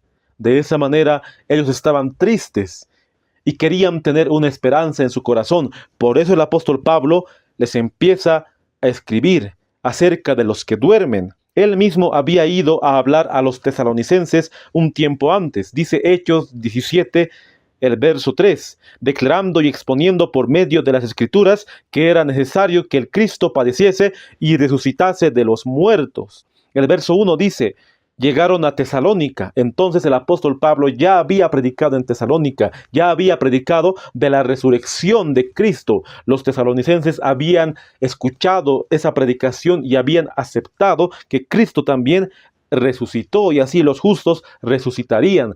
Antes de poder leer los textos que siguen, para poder explicar, voy a dar lectura a una versión de la Biblia, la cual ves en tu pantalla, la versión Bober Cantera de 1957. No tengo mucha información en cuanto a esta versión, pero el comentario bíblico me llevó a buscar esta versión, la cual tiene una traducción mejor que la 1960, y dice, porque si creemos que Jesús murió y resucitó, así también Dios a los que durmieron por Jesús los llevará consigo. Esa palabra por hace toda la diferencia. Y en el original, en el griego dice por y no con. Así se entiende que cuando Cristo venga, Dios va a resucitar a los muertos, quienes durmieron en Cristo Jesús, y los llevará. No es que las almas vendrán con Cristo. Vamos a leer otra versión, la versión Nácar Colunga de 1944. Esta versión es una versión católica, pero solamente les presento esta versión porque en esta parte, en esta cita bíblica, está traducido mejor. Pues si creemos que Jesús murió y resucitó, así también a los que se durmieron en Jesús los llevará Dios con él. Aquí hace ver a aquellos que durmieron en Jesús. El Señor los llevará al paraíso. Pero si seguimos leyendo la palabra de Dios, nos vamos a dar cuenta que el contexto se refiere que cuando los cristianos resuciten, ahí tendrán la inmortalidad e irán con Cristo. Y para defender la verdadera doctrina es poder leer todo el contexto, la cual vamos a hacer ahora. Dice 1 Tesalonicenses 4:15, un verso posterior a 1 Tesalonicenses 4:14. Por lo cual os decidimos esto en palabra del Señor, que nosotros que vivimos, que habremos quedado hasta la venida del Señor, no precederemos a los que durmieron. Pero el apóstol Pablo aquí está haciendo ver que los redimidos vivos no precederán a los que durmieron. En otras palabras, que los redimidos, los vivos que queden, no irán antes al cielo que los que durmieron, sino que los dos grupos, así como los redimidos que resucitaron y los vivos juntos, irán al cielo. Pero vamos a seguir leyendo. 1 Tesalonicenses 4:16, porque el Señor mismo, con voz de mando, con voz de arcángel y con trompeta de Dios, descenderá del cielo, y los muertos en Cristo resucitarán primero. Aquí tenemos que tener en cuenta que Cristo desciende y los muertos resucitan. Pero ese pastor evangélico, como muchos más, dicen que las almas vienen y descienden. Pero aquí dice que Cristo solamente desciende con voz de mando, con voz de trompeta, con voz de arcángel del cielo, y los muertos resucitan. Eso quiere decirnos 1 Tesalonicenses 4, el verso 14, que aquellos quienes durmieron en Jesús, Dios los llevará al cielo. Y sigue diciendo el verso 17, 1 Tesalonicenses 4:17. Luego nosotros, los que vivimos, los que hayamos quedado, seremos arrebatados juntamente con ellos en las nubes para recibir al Señor en el aire, y así estaremos siempre con el Señor. Cuando la palabra de Dios dice juntamente con ellos, quiere referirse a que los muertos que resucitaron, así como los que están vivos, juntos irán al cielo. Juntos irán al cielo, serán arrebatados ese momento. Solamente al leer el contexto podemos ver que las almas no vienen con Cristo, sino que Cristo viene y las almas resucitan, y los que están vivos juntos van con Cristo al cielo. Sería absurdo e ilógico pensar que el apóstol Pablo apoyaría la doctrina de la inmortalidad del alma. Si fuera de esa manera, él les hubiera dicho a los tesalonicenses: sus hermanos, sus amigos que murieron, están ahora en el cielo, sus almas están ahí, y ellos vendrán con Cristo, y en ese momento se unirán sus cuerpos. Él les hubiera dicho eso, pero no les dijo en ningún momento esas palabras. Entonces lo que piensa ese pastor evangélico, y no solamente él, sino muchos evangélicos, es totalmente incongruente e inaceptable. Es absurdo pensar así, hermanos. Es totalmente una tontería pensar que las almas vienen con Cristo, leyendo todo el contexto de lo que nos dice la palabra de Dios en cuanto a la resurrección. Cuando un impío muere, su alma va directamente al infierno, donde es atormentado hasta después del milenio. Sus cuerpos serán resucitados para ser juzgados por Dios. Se les demostrará con evidencia por qué están condenados, y entonces serán echados en el lago de fuego, junto con Satanás y sus demonios. Cuán repugnante a todo sentimiento de amor y de misericordia, y hasta nuestro sentido de justicia, es la doctrina según la cual, después de muertos, los impíos son atormentados con fuego y azufre en un infierno que arde eternamente, y por los pecados de una corta vida terrenal deben sufrir tormentos por tanto tiempo.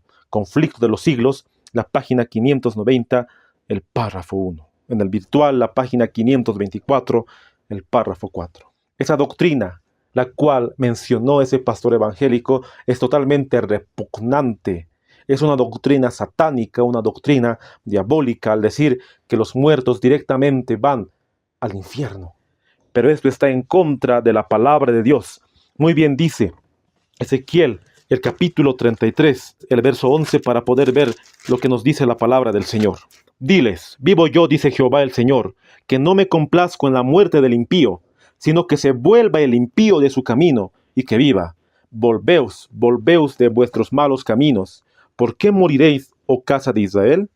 ¿Cómo el Señor puede estar mirando a las almas que están retorciéndose ahí en el infierno, si Él mismo quiere salvar a todos y da oportunidad a todos? Y es verdad que si uno no aprovecha esa oportunidad en esta vida, va a morir en la segunda muerte. Pero el Señor quiere que todos se salven y da oportunidad a todos hasta el final, así como le dio a Judas. Si nos perdemos, queridos hermanos, va a ser por nuestra propia negligencia, porque el Señor hará todo para que nosotros podamos volver a sus caminos. Si fuese cierto que las almas de todos los hombres van directamente al cielo en la hora de la disolución, entonces bien podríamos anhelar la muerte antes que la vida. Esta creencia ha inducido a muchas personas a poner fin a su existencia, porque según esa doctrina, si uno muere, su alma se va al cielo. Entonces preferiríamos antes la muerte que la vida. Pero el apóstol Pablo dijo, para mí el vivir es Cristo y el morir ganancia. ¿Eso qué quiere decir?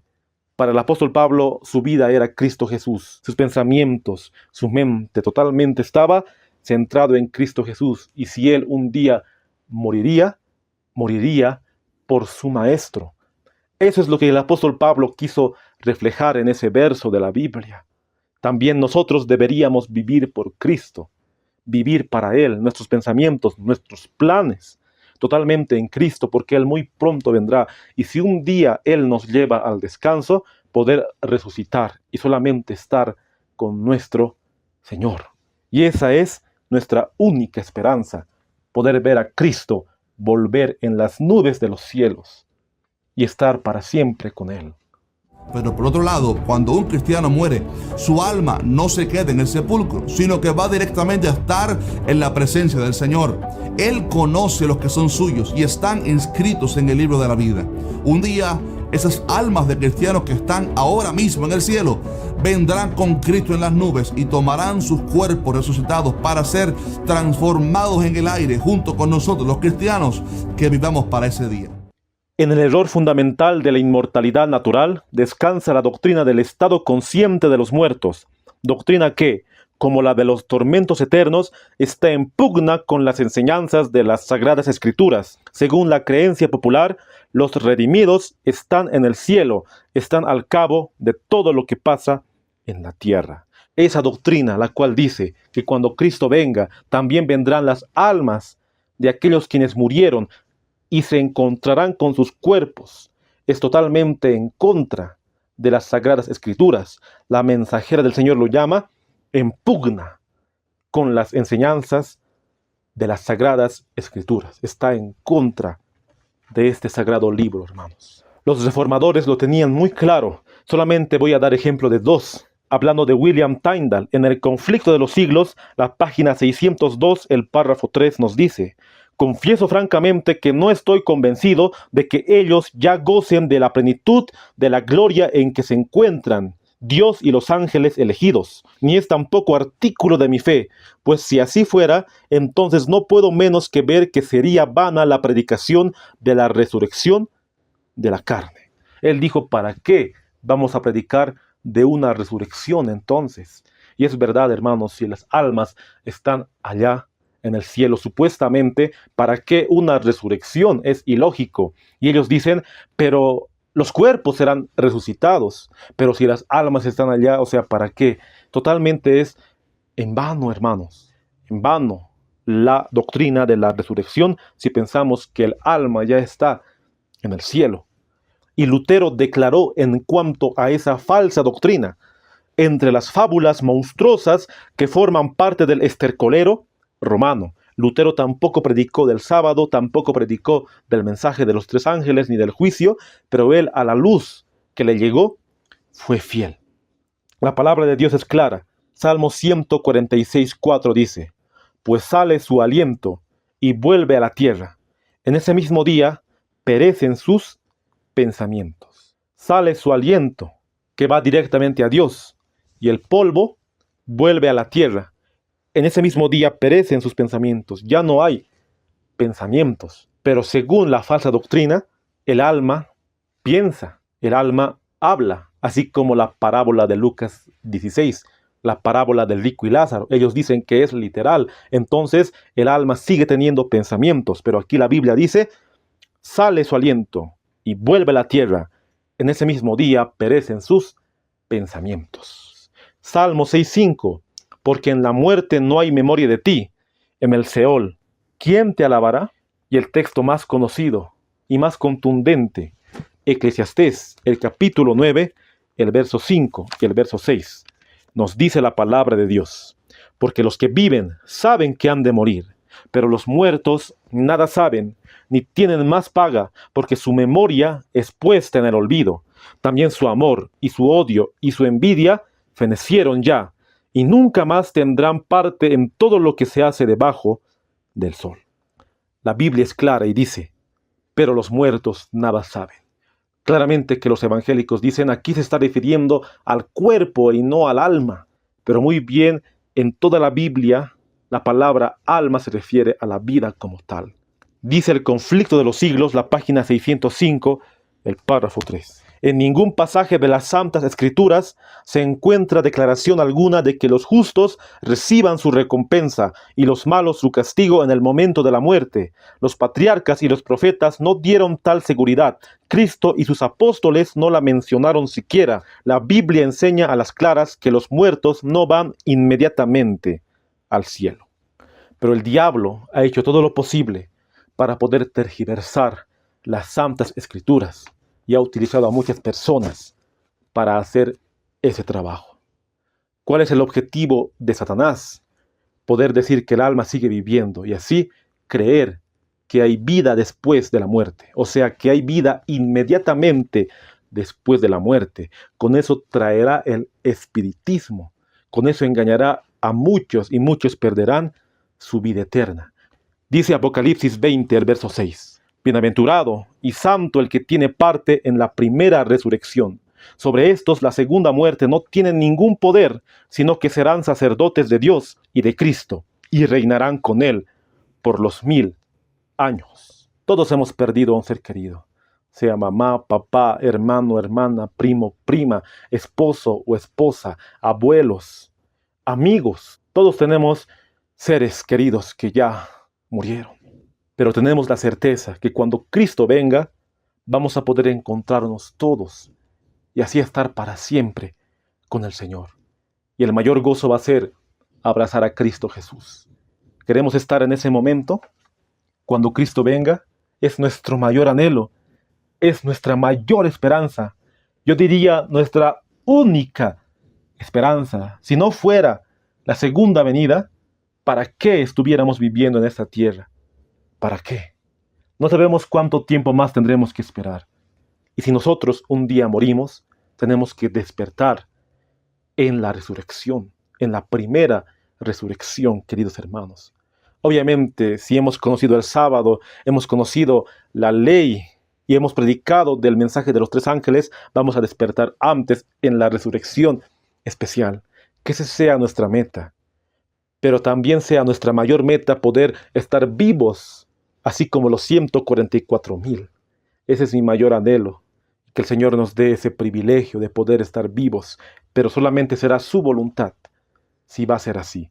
Pero hasta el final, en toda prueba, tenemos que ser fieles a Dios. Dice Juan 11:25. Le dijo Jesús, yo soy la resurrección y la vida. El que cree en mí, aunque esté muerto, vivirá.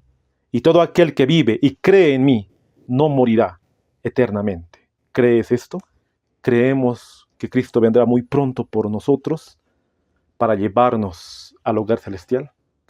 Si es así, te invito a que nos pongamos de rodillas si tienes la posibilidad. Yo aquí me voy a poner de rodillas para hacer la última oración.